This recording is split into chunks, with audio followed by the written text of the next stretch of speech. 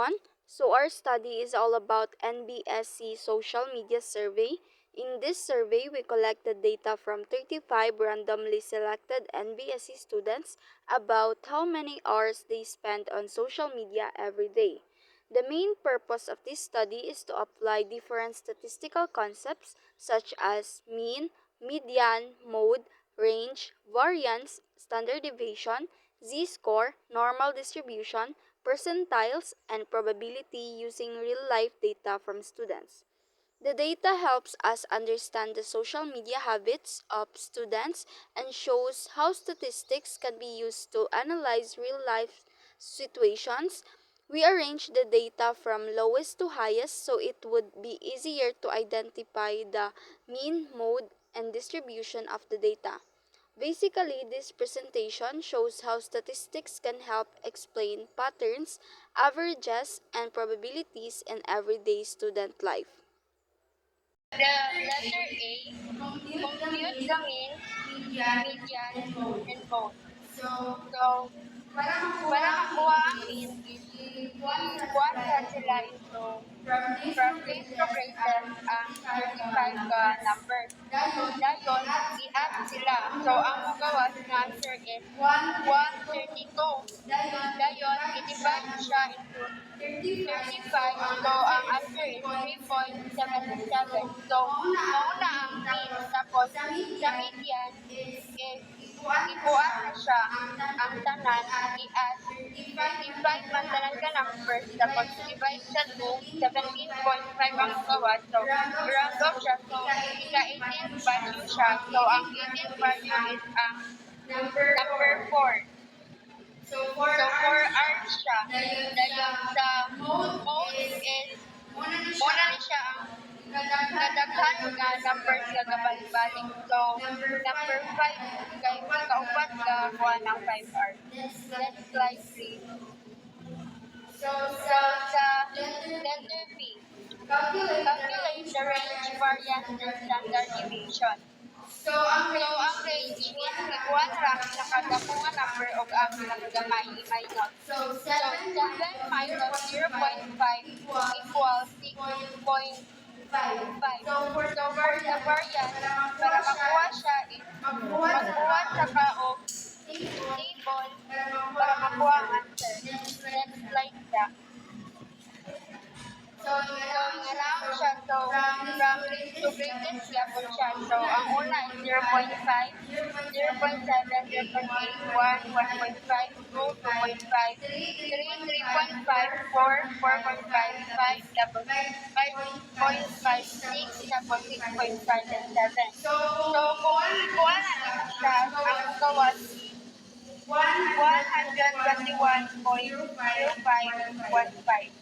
Dayon, ibalik siya sa pinakaunang ikuan. Next slide. So, para makuha ang variance is, di ba nakuha na ang total ato nga 121.0515. Dayon, ikuan siya sa pinakabuong ang number.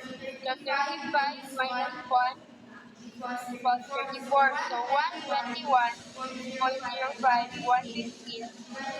by 34 equals 3.56. So, na siya ang variance. So, ang standard deviation kay square root sa variance. So, square root sa 3.56 is 1.89. So, na siya ang standard deviation. Next reporter, please.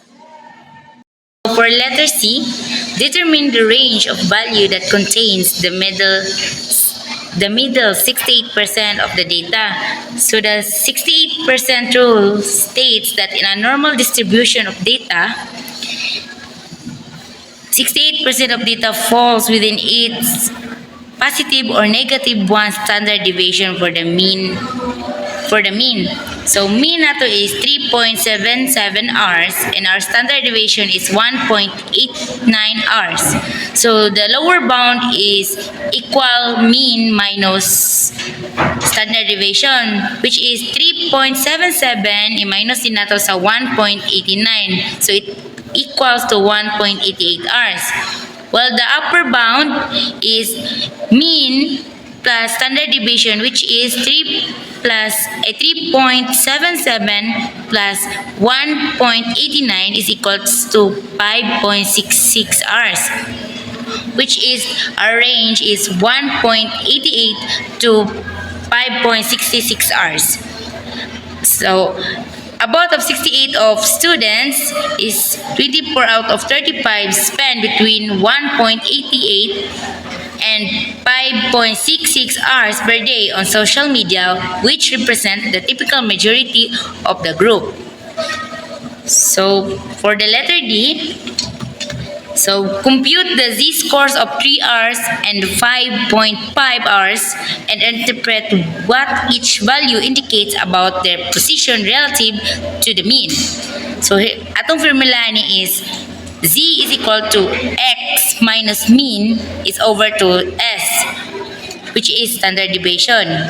So ang 3 hours nato ani is z is equals to 3 hours minus 3.77 divided by to 1.89. So, iuna nato ni solve ang sa taas, which is z is equals to negative 0.77. Muna ang nakaning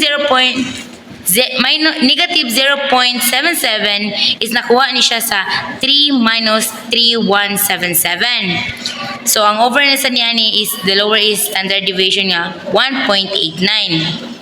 So, i-divide natin ni ang negative 0.77 divided by 1.89, which is negative 0.41.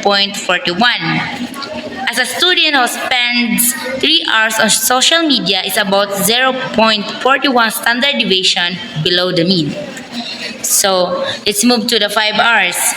Same gapon ang kunani formula, z is equal to x minus mean divided by the standard deviation. So, z is equal to 5.5 hours.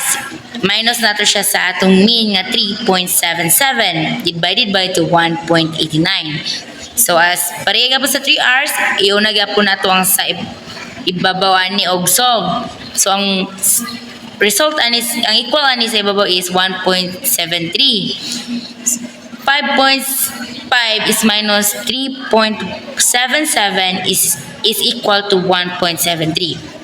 So, next step, z is equal to 1.73 divided by to 1.89 is equal to 0.92. So, as a student who spends 5.5 hours on social media is about 0.92 standard deviation above the mean. So, next letter and next reporter, please. So, in the part E, what values belongs to the top 20% and the bottom 10% of the data? So, in the top 20%, P, open parenthesis, x greater than x, close parenthesis equals 20% equals 0.80 initiable. From the z table, the area closest to 0.80 is 0.7995, which has a z-scores of 0.84. So we use the formula of x equals mean plus z-score times standard deviation. So substitute the given values. So the mean is 3.77, the standard deviation is 1.89, and the z-score is 0.84. So we substitute the given values. So x equals 3.77 plus 0.84 times 1.89. So we multiply first the 0.84 times 1.89 equals, the answer is 1.59. So i-add na to ang 3.77 sa 1.59. So x equals 3.77 plus 1.59. So x equals 5.36. So the student in the top 20% spent more than 5.36 hours per day. So in the 10%, so we need to look for 0.36 Then in the z table, the closest value is 0.1003, which corresponds to z equals negative 1.28. So the formula, so we need to use the formula. So x equals to mean plus z squared times standard deviation. So next, we substitute the given values. So x equals 3.77 plus negative 1.28 times 1.89. So we multiply first the negative 1.28 times 1.89. So the answer is negative 2.42. So then we subtract the 3.77 to negative 1.42. So 3.77 minus 2.42 equals positive 1.35. So the students in the bottom of 10% spend less than 1.35 hours per day. So the heaviest users, top 20%, consumes 5.36 hours, while the lightest users, or the bottom 10%, spend under 1.35 hours, showing a meaningful spread in the usage habits. So next report here, please.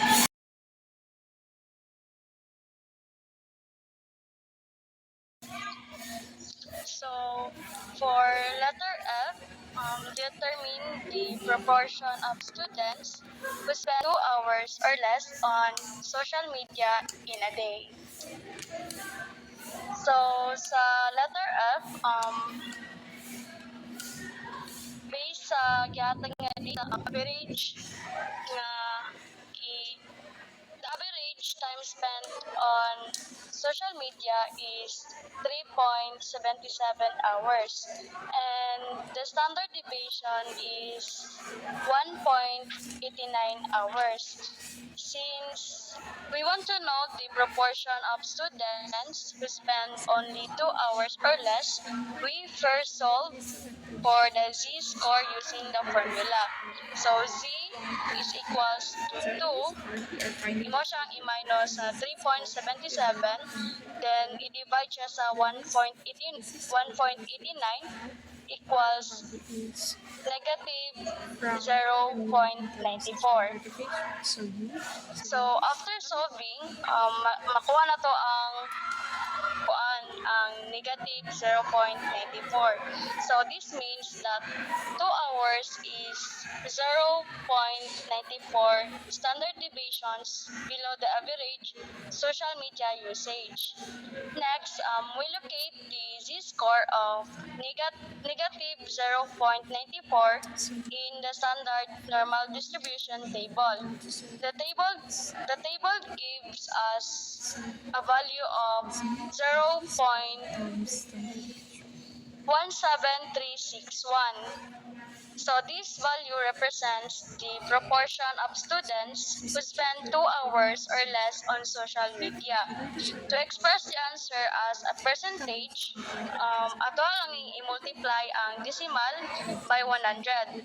Therefore, 0.17361 becomes 17.361%. So this means that approximately 17.361%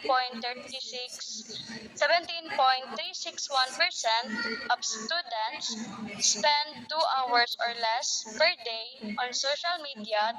The shaded part of the graph represents this percentage under the normal curve, since the average usage is 3.77 hours. Only a smaller portion of students fall below the 2-hour mark.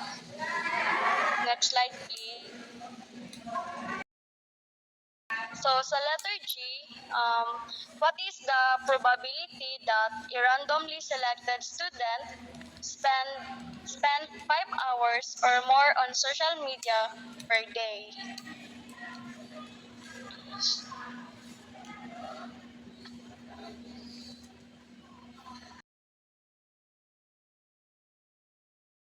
So based sa gihatag nga data Japan, the mean or average social media usage is 3.77 hours, while the standard deviation is 1.89 hours. Since we want to know the probability of spending 5 or more hours per day, first, akong gi-calculate ang z-score using the formula. So, mo ni ang z is equals to 5 minus 3.77 divide 1.89. So, equals 0.65. So, after solving, makuha na to ang 0.65. This means that 5 hours is 0.65 standard deviations above the average social media usage. Next, nagamit ta og z-table to locate the value corresponding to a z-score of 0.65. The table gives us 0.7422. This value represents the proportion of students who spend less than 5 hours per day on social media. However, since the question asks for the probability of spending 5 hours or more, we subtract this value from 1. So 1 minus 0.7422 is equals to 0.2578. Therefore, the probability is 0.2578 or about 25.78%. This means that approximately 26 out of every 100 students spend 5 hours or more per day on social media. In the graph, the shaded area on the right side of the curve represents this probability. This includes part G. Thank you. Next slide, please. So, next is H. So, approximately how much time per day does random selected students spend on social media with a z-score of 1.25? So, in this part, we are finding the value of when the z-score is 1.25. So, the z-score tells us how far a value is from the mean in terms of standard deviations. So, we use the formula of z equals x minus mean over standard deviation. So first we rearrange the formula to solve for x. So x equals mean plus z-score times standard deviation. So next we substitute the given values. So x equals 3.77 plus 1.25 times 1.89. So first we multiply the 1.25 times 1.89, so equals 2.3625. Then we add the 3.77 to 2.3625. So x equals 3.77 plus 2.3625. So x equals 3.13 hours. So a student with a z-score of 1.25 spends approximately 6.13 hours per day on social media. So this places them 1.25 standard deviation above the average in the top 10% of users in these samples. Next slide, please. For our summary of results, A for mean, median, and mode, the average time spent on social media is 3.77 hours per day.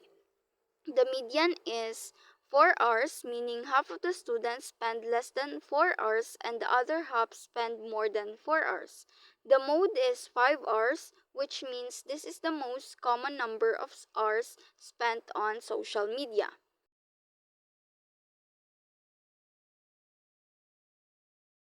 For letter B, range, variance, and standard deviation, the range is 6.5 hours, showing the gap between the lowest and highest values.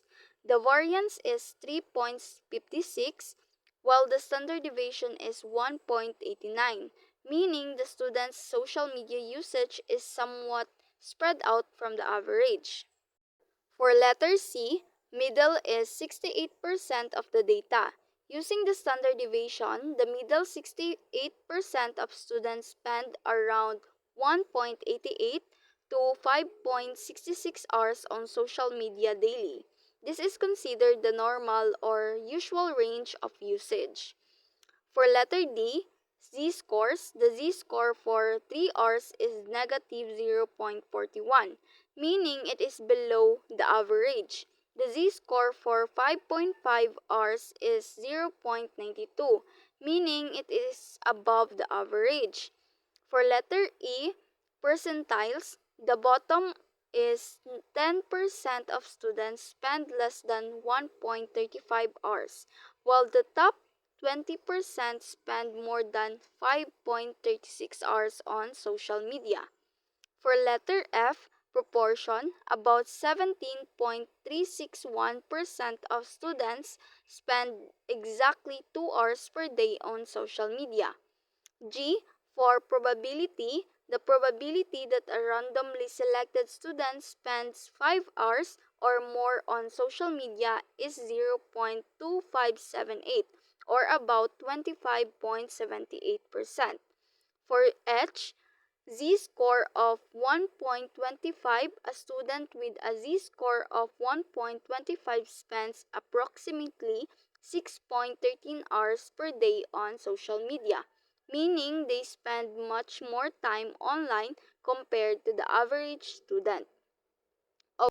Overall, this survey helped us understand the social media behavior of NBSC students while applying different statistical tools and formulas in real life situations.